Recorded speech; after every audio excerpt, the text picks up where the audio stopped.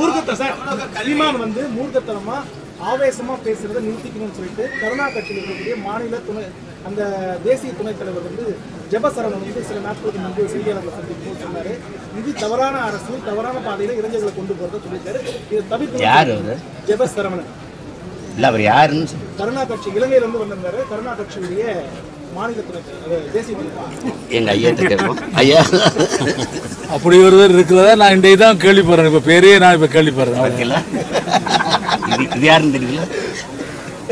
இது யாருன்னு தெரியுதா? சிவாஜி முன்னாள் நாடாளுமன்ற உறுப்பினர் சிவாஜிலிங்கம். ஜெபசரவணன்றவர் இலங்கையை சேர்ந்தவர் இல்லைங்க சார். இலங்கை சேர்ந்தவரோ இல்லையோண்டு அவர் தன்னை கடை வச்சுட்டு காட்டுட்டு மாதிரி இருக்க. இது இலங்கை சேர்ந்தவர்டா போல அவர் பத்திரிகையாளர் சந்திப்பை ஏற்பாடு செய்து அந்த பத்திரிகையாளர் சந்திப்பில் இந்த மாதிரியான ஒரு குற்றச்சாட்டு. அவருக்கு என்ன பிரச்சனை? அவருக்கு என்ன தவறான அரசியல் கொண்டு போறதா இது இதுல 31 லட்சம் பேர் எனக்கு ஓட்டு போட்டிருக்காங்களா? அவங்களுக்கு தெரியாத நான் தவறா கொண்டு போறேன்னா சரியா கொண்டு போறேன்னு நீ அதுக்கு உண்டான உங்களோட பதில் அவ்வளவுதான். கருணாவே இன்றைக்கு மக்கள் அங்கே கணக்கெடுக்க இல்லை. அவற்றை கட்சியில் இருக்கக்கூடிய இவர் ஒருவர் அப்படி பேரே உண்மையில நான் இப்போ இன்றைக்கு தான் நீங்கள் சொன்ன இப்படி ஒரு பேர் வழியை பற்றி கேள்விப்படுறேன்.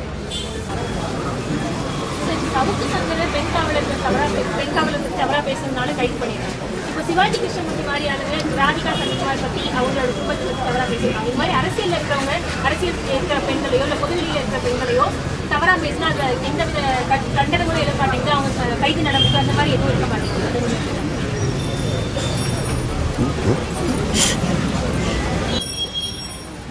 அவங்க ஆட்சி அவங்க பேசுகிறாங்க. இதுக்குன்னே ஒரு கூட்டத்தை வச்சுருப்பாங்க.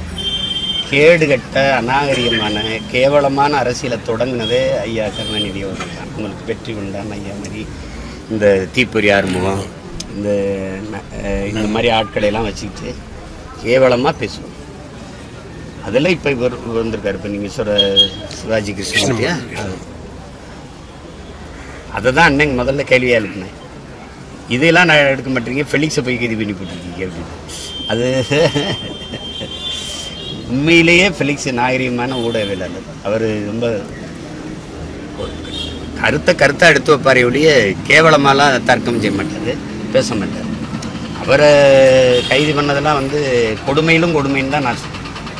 அது மாதிரி இப்போ இந்த அவரை கட்சி விட்டு நீக்குவாங்க, அப்புறம் சேர்ப்பாங்க, கட்சி விட்டு நீக்குவாங்க, சேர்ப்பாங்க, அதெல்லாம்